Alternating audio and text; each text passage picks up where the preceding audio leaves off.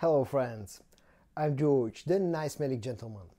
Welcome back to my channel guys. I hope that all of you are doing great. Today's video is going to be about a fragrance that I have had for quite a while, but I have not yet reviewed. The fragrance comes from the house of Swiss Arabian and it's called Shaghaf Oud Azraq. So as usual in this video I'm going to tell you how this smells, how it performs, how much I paid for it, and then at the end of the video I'm going to tell you my honest opinion on whether you should check out Shaghaf Oud Azraq. Usually I start my reviews with showing you the presentation, the full presentation of every fragrance, but unfortunately with the case of Shaghaf Oud Azraq I have a tester bottle with me, so this is how the box looks. It's a very plain looking box that says tester not for sale, Shaghaf Oud Azraq. But if you get the full presentation, the box should look something like this. And then this is how the bottle look. If you are familiar with other members of the Shaghaf Oud line of fragrances, you will immediately recognize that the bottle design is exactly the same, apart from the color combination. Swiss Arabian have used a blue and golden color combination for this fragrance. The cap is cheap plastic, but at least it's a snug fit. So all in all, the presentation of Shaghaf Oud Azraq is decent. If you enjoy my content guys, it would really mean a lot to me if you hit the subscribe button, and this will also motivate me to create more useful content for you. The note breakdown of Shaghaf Oud Azraq has the following notes. The top notes are agar, oud and honey, the middle notes are cinnamon, vanilla and amber, and the base notes are leather and patchouli. As you can see, the sprayer is very decent, and as soon as you spray Shaghaf Oud Azraq, you get hit in the face by that very strong oud and honey combo.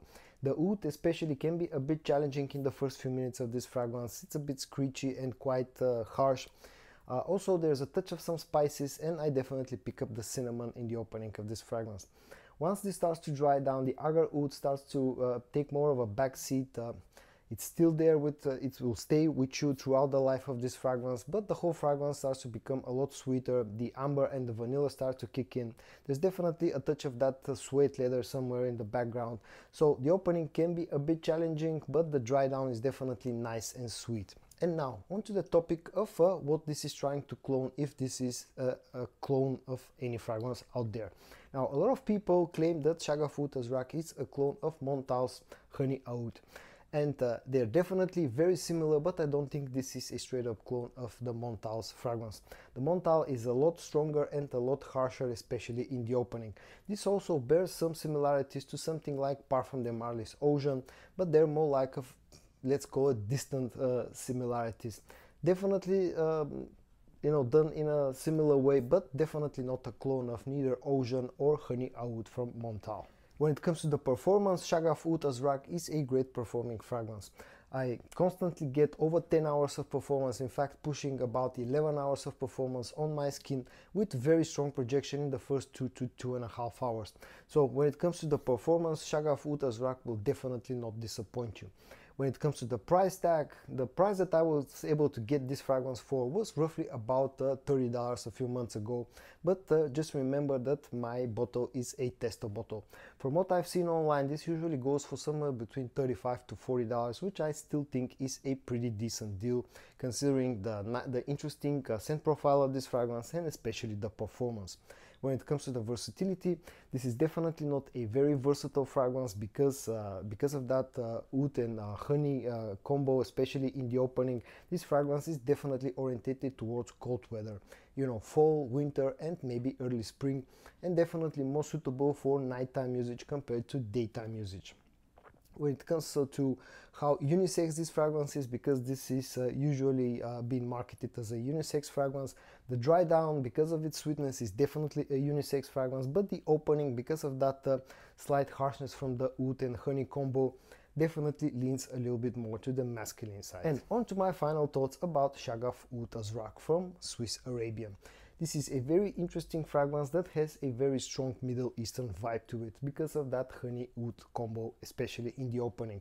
It's not a safe blind buy.